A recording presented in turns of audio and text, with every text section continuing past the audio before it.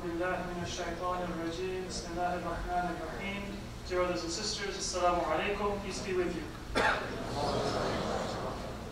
I begin by praising Allah who has created all of us and by sending peace and salutations upon His Prophet and His beloved progeny and all righteous men and women throughout history and in our own time.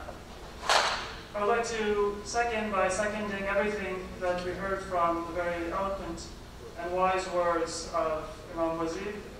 I don't know if I have his dynamism and his eloquence, but I will add some thoughts to the conversation, inshallah, and then we will have further insights that we will have throughout the night. Can everybody hear me okay? Yes. All right. It's better now. So I want to raise three different areas that I think the Muslim community needs to think of in a little bit more depth. I don't want to give you conclusions that you necessarily have to agree with or that are necessarily going to be conclusive, but three different areas of focus that you and I, as Muslims or as people who are concerned about the involvement and the integration of Muslims within our societies, and for that we don't need to be a Muslim or a member of any one particular religious affiliation or any religious affiliation at all. But these are issues that we need to give some greater thought to.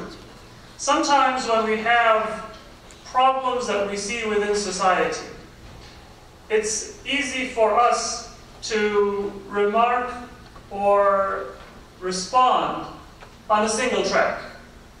There are many Muslims who become somewhat frustrated and sometimes come out with a combative tone.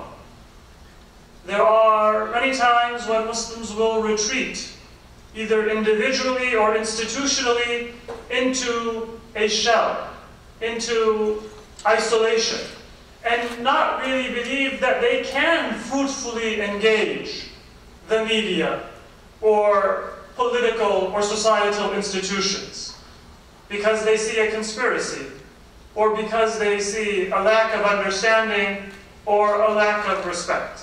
Now, is there an issue of communication?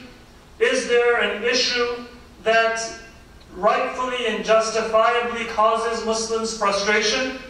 Certainly. But Muslims are not the only group that justifiably can be frustrated by how they are treated, whether by political institutions, or by the media, or other elements of society. There is a proverb in Arabic that the worst tragedy is the one that makes you laugh, rather than cry. And sometimes, when we see that there is a tragedy, like the recent plane that crashed over the Alps, and the media is trying to figure out, what can we call this? Is it a murder? Is it suicide? Obviously we can't use that T word. We can't call it terrorism because the ethnic religious profile doesn't fit. You don't know whether to laugh or whether to cry. But we need to find ways to respond. And we need to find ways to respond on several different levels. There's three levels that I want us to think about tonight. The first is, how should Muslims respond to the outside world, the broader world? What is our Islamic teaching? The second is, what should be our effort within a Muslim community or society, whether it be a masjid or a gathering like this or any other forum that brings Muslims together. And the third is, how do we respond to those who have fallen prey to or are at risk for falling prey to extremism or to some of these very dangerous and damaging understandings of religion that we see exist and in some cases have spread beyond any expectations that we as Muslims could have based on our understanding of our religion. So the first element is, how should we as Muslims deal with the outside society, non-Muslims. In many cases, Muslims have, and again justifiably, a lot of chips on our shoulders. There were the Crusades. There was colonialism. There was a great deal of oppression. There are rights that even today are not recognized and not respected. And so in many cases there is a narrative that is sometimes very real and very poignant for a Muslim, that for a non-Muslim does not even exist.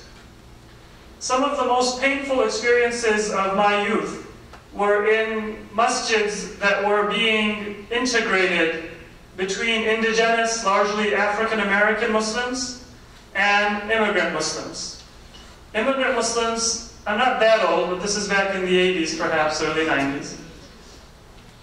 If you remember back in those early days of when mosques were beginning to now try to bring different groups together, you would have an immigrant who came perhaps from a background where they didn't have opportunities, maybe because of their family, maybe because of their caste, maybe because of economic and educational resources. They came to America and they were able to work hard and succeed and prosper, and maybe even practice their religion in a way that they themselves were not able to do in their original home.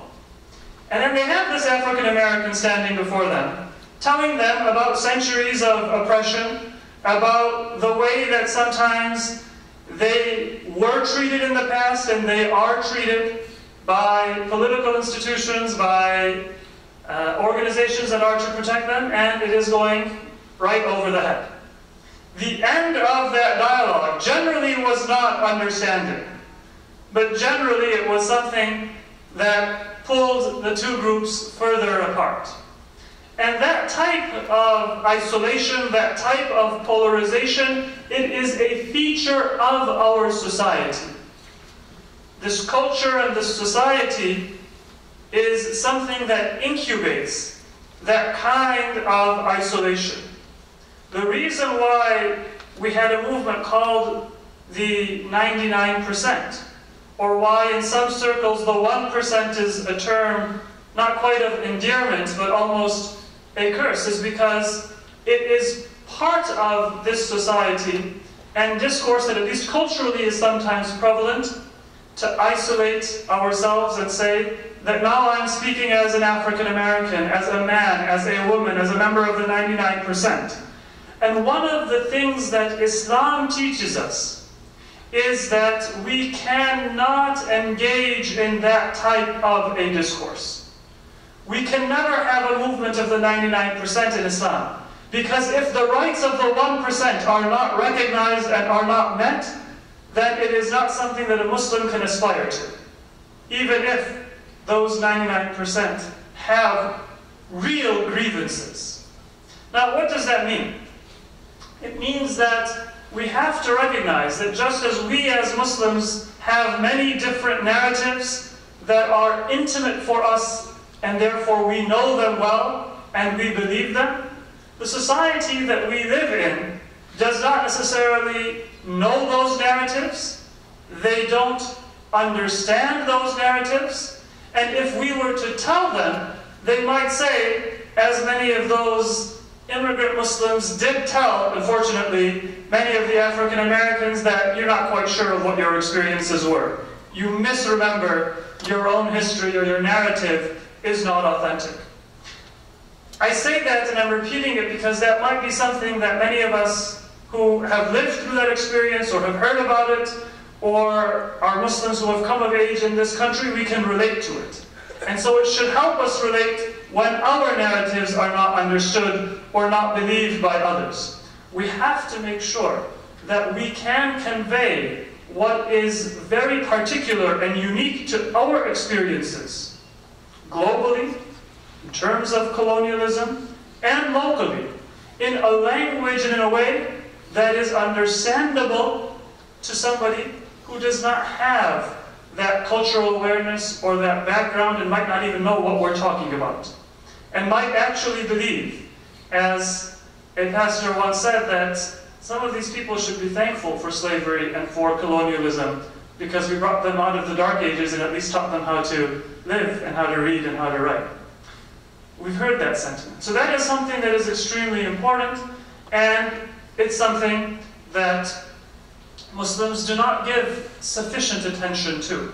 But that brings us to the second part, which is that when we are dealing with fellow Muslims, we don't want to remove ourselves from the narratives that are meaningful and that are an intimate part of our own lives. In our internal understanding, and I agree fully with what Imam Wazir said, that we have to be able to explain ourselves in terms of the Declaration of Independence, and in terms of the Constitution, and in terms of Enlightenment thought, regardless of the extent to which we as Muslims have critiques of that Enlightenment thought, and maybe even some of our founding documents. But I agree that we need to be able to do that. That is especially important when it comes to being able to situate ourselves and explain ourselves in terms that are understandable to society. But the second part is, how are we going to be able to relate to our own Muslim communities? And there are 2 points that I want to make very briefly here. Number one, we have to make sure that we are defining concepts in an Islamic way. To give an example, the main issue when it comes to dealing with Muslims that many people in Europe and many people in America will tell you we have to deal with is terrorism. Scholars have pointed out, though, terrorism is a tactic. It is not a value or a principle. You can't have a war on terrorism because terrorism is something that is a means to an end. You have to deal with what that end is. It might be completely illegitimate, or it might have some legitimacy, but that is what needs to be the focus and what needs to be dealt with, regardless of what that solution is going to be. But there is a more fundamental problem with framing things in terms of terrorism. And this is visible sometimes if you look at people who come from war-torn societies. If I were to go to Yemen today, as some of you may have heard the reports of people who are living under bombardment in Yemen, in Sana'a, I was reading something by an American who is from a Yemeni family and is living in Yemen. He says that I went to the Fajr prayer, morning prayers, and that is when the bombardment was continuing, unfortunately. And I noticed that when a bomb fell close to the mosque during the Fajr prayer, I was the only one that flinched. Nobody else was distracted from their prayer. Terrorism, from a Muslim perspective, is not essential because our process of developing our faith is a process of refusing to be terrorized by aggression, by attack, by anything that any external agent may do. Fear of God means that we have no fear of anything that is created by God, no matter how evil or how violent it may be. And so from a Muslim spiritual perspective, the focus is on extremism. Extremism is something that the Quran is against, and it tells even Christians and Jews, قُلْ يَا أَهْلَ الْكِتَابِ لَا تَغْلُوا فِي دِينِكُمْ غَيْرَ الْحَقِّ, that don't become an extremist in your religion beyond what is right. And a Muslim also, in the logic of the Quran, is to always be on guard against exaggeration and extremism, which is the fertile ground that breeds terrorism. Terrorism is not something that needs to affect us. As we progress spiritually, we will be more and more impervious to it. So these are things that we need to be defining for ourselves as Muslims, because extremism is a real problem. It is a problem in the Muslim community.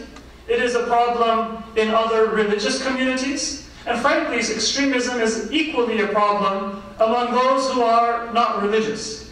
Not only the new atheists, but it is a problem that infects many other elements of society as well. This is something that unfortunately Muslims have also not done. We're not communicating effectively always with the outside world, but then we are taking some of those terms and we're talking to other Muslims using terms like terrorism, when that is not something that is essential and fundamental to our experience. I remember when I was younger, I still consider myself somewhat young, and I would go to a Muslim gathering like this, conferences, for example, in college, and when Muslims were happy, when Muslims were affected by something that was said on stage, you would hear a lot of takbeers. Somebody from the audience would say takbeer, and everyone would call out Allahu Akbar.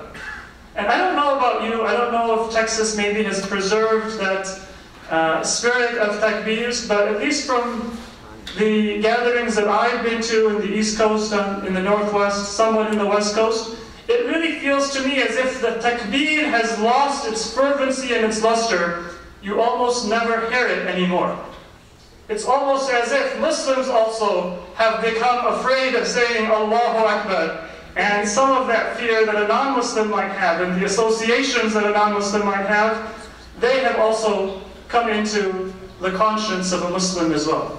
That is something that we need to be on guard with. Takbir is always the first thing that should come to my lips and any Muslim's lips. Whenever something happens...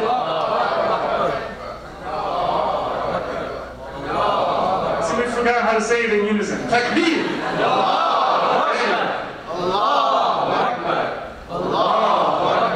That is our expression of our creation and our purpose and the purpose of all of humanity and all of creation. We shouldn't let that be adopted or co-opted by anyone else. I will conclude with two other thoughts because I've come to the conclusion of my allotted time. There is a statement of the Prophet where he says that every worship has a flame, and then that flame sometimes begins to peter out. إِنَّ لِكُلِّ عِبَادَةٍ شِرَّةً ثُمَّ تَصِيرُ إِلَى فَتْرَةٍ.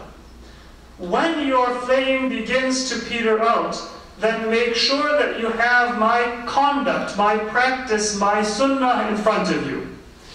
If that is what is in front of you, then you will be able to achieve salvation. But if you are defining what makes a person religious and what makes a person pious without reference to the balance that the Prophet had, then you are not doing yourself or your religion any favors. Unfortunately, within the Muslim community, in our inter-Muslim dialogue, there is sometimes the unstated permission granted that a person who is the most extreme is the most religious. All Muslims, most Muslims, have a sense of balance and moderation. But sometimes we allow people to say that if you have a woman cover up every part and even cover up her eyes, well, that's really religious. If you have a person who spends their time always in the masjid and not thinking or talking about anything else, that person is super religious. We need to make sure that we can redefine that and say that person is irreligious. They are un-Islamic, because extremism cannot be Islamic. قُلْ يَا أَهْلَ الْكِتَابِ لَا تَغْلُوا فِي دِينِكُمْ غَيْرَ الْحَقِّ. Any exaggeration is un-Islamic. It's not enough for me and you to be moderate. It's important for us to assert that that is what is Islamic. And an exaggeration in either way, watering down your Islam or trying to butter up your Islam, is un-Islamic. The final point that I wanted to make, and I know that my time is at an end, is that we have to also make sure that we are addressing the needs of those who are susceptible for extremism. And the point here is that we need to be able to offer a credible response to some of the grievances that youth and Muslims have. Too many of our organizations, too many of our masajid, too many of our initiatives now, they focus on sometimes looking at problems that don't really get to the root causes. Can you imagine that in the Muslim world today, we have 10 countries as a coalition that are bombing a Muslim country? We have 10 countries defending a legitimate president of a country that was ruled by a dictator And out of those 10 countries, almost all of them are ruled by kings and dictators where the people have no civil rights. What kind of a Muslim world, what kind of a solution to extremism are we going to be able to offer when the Muslim world is silent about these ironies and these blasphemies? We need to be able to have a credible response for our youth so that we can inoculate them and immunize them against falling prey to the first extremist creature that comes. It's not by watering down their religion, but by offering them a more balanced and a more profound understanding of our religion. My prayers are with the Muslim Professional Association, with all of you. I congratulate you on the milestone that you have reached, and I hope that this organization is one of those fora that will allow these types of initiatives and these types of messages to be able to be developed and conveyed to a broader audience, both of Muslims and of non-Muslims. Wassalamu alaikum wa rahmatullahi wa barakatuh.